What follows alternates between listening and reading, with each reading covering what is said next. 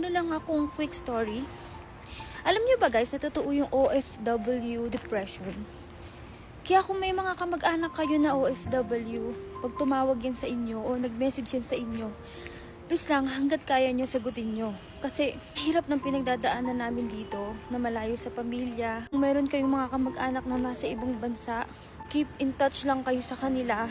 Lagi nyo silang i-encourage, kakausapin, kakamustahin. Totoo yan guys, maniwala kayo sa akin kasi na-experience ko yan.